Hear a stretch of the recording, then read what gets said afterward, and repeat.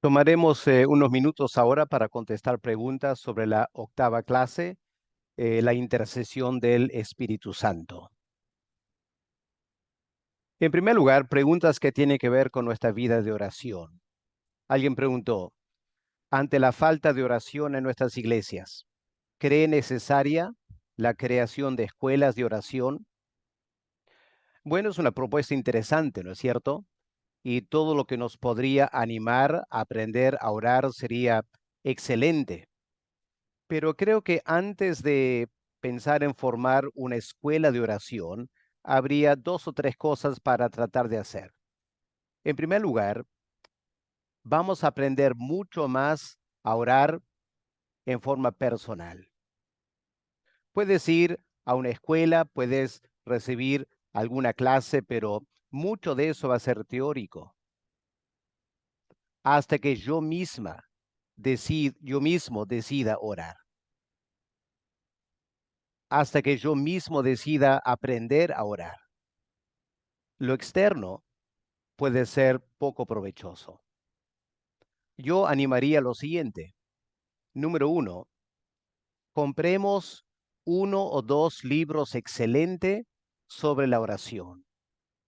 De preferencia, no libros actuales, porque tienden a ser bastante superficiales, sino los libros de antaño. Hay interesantes libros como el de Murray, Con Cristo en la Escuela de la Oración. Un libro así nos va a ayudar mucho a aprender a título personal. Aquí está el desafío, ¿no es cierto? Yo tengo que aprender. No puedo esperar que otros aprendan a orar si yo no aprendo a orar.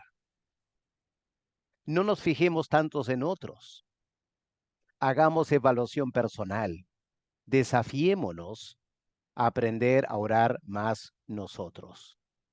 Porque lo que va a pasar es lo siguiente. Si cada uno de nosotros aprendiéramos a orar mejor, en los cultos de oración en la iglesia, los hermanos se van a dar cuenta.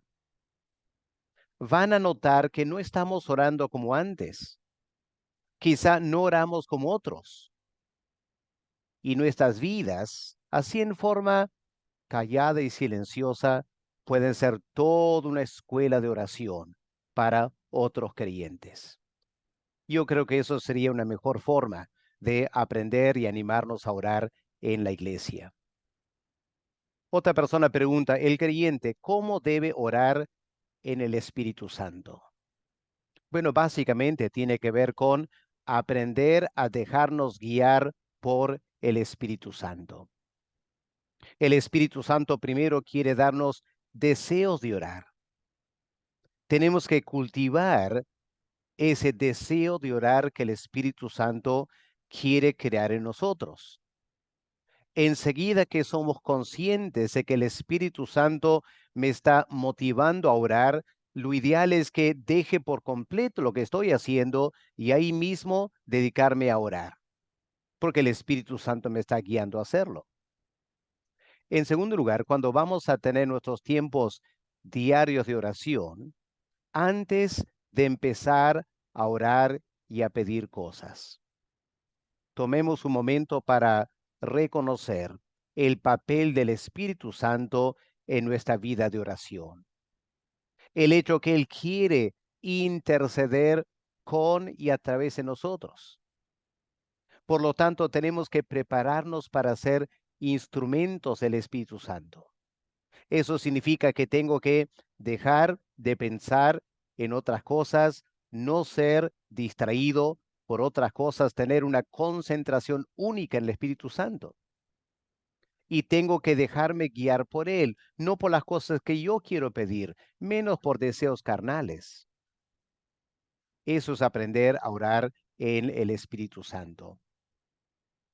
¿Cómo podemos adquirir el espíritu de gracia y poder y aplicarla en nuestras oraciones y tener una oración eficaz? Bueno, haciendo las cosas que acabo de mencionar.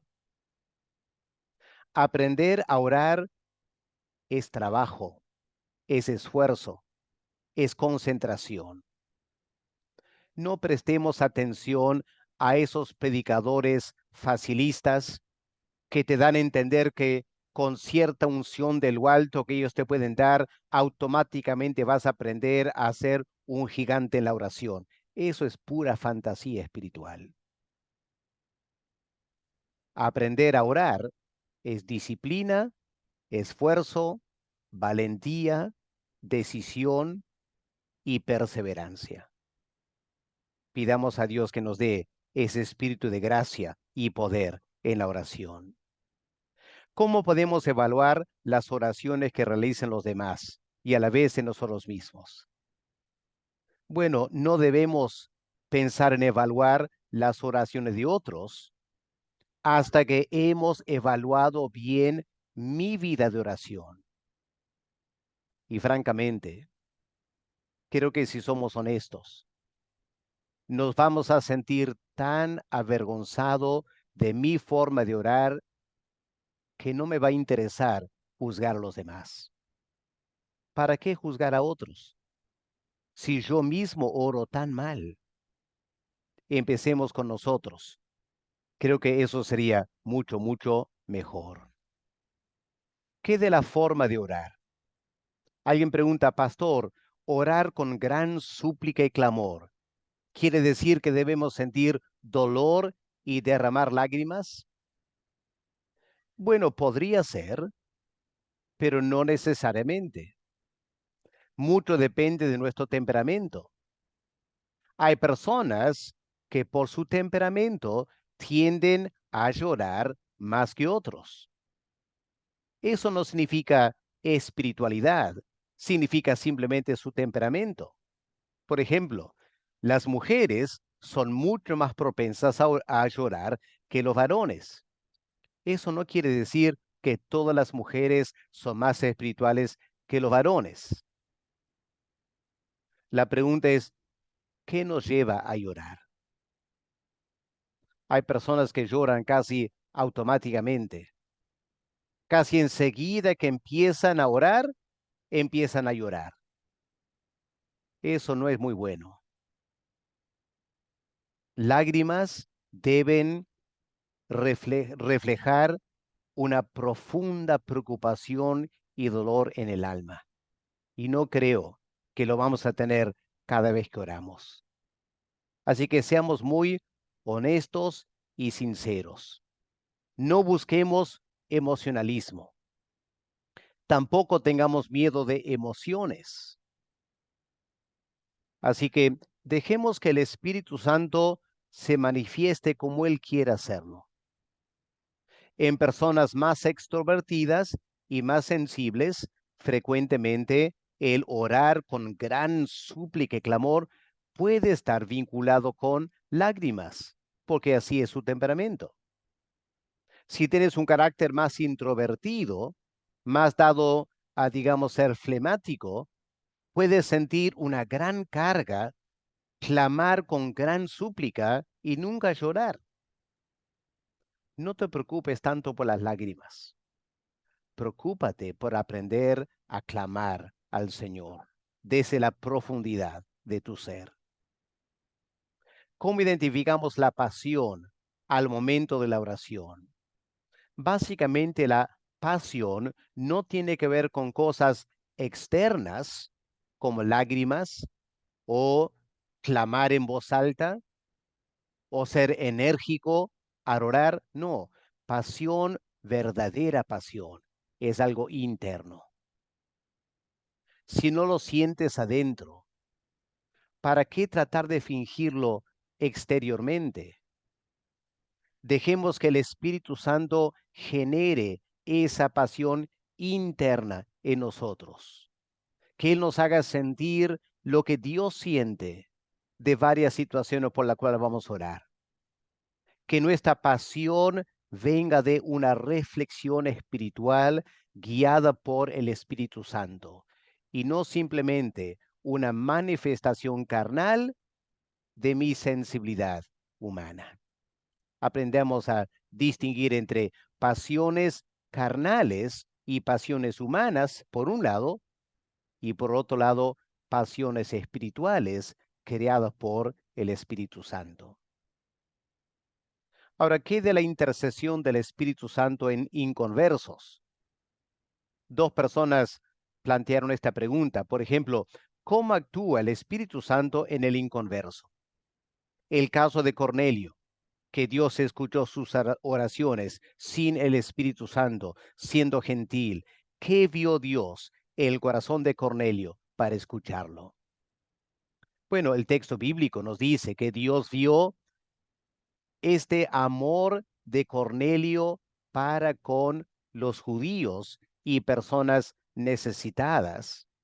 Y Cornelio ya estaba buscando a Dios, era temeroso de Dios. Así que indudablemente el Espíritu Santo ya estaba obrando en él, aunque no era convertido todavía.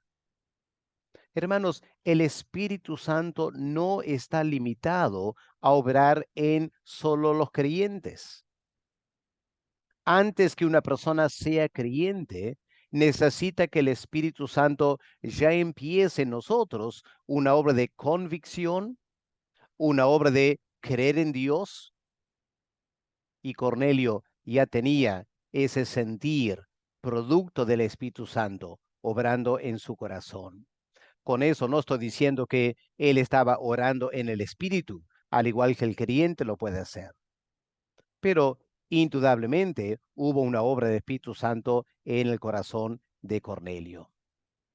¿Qué del otro caso en los evangelios? Hubo intercesión del Espíritu Santo en la petición del centurión a Jesús para sanar a su siervo.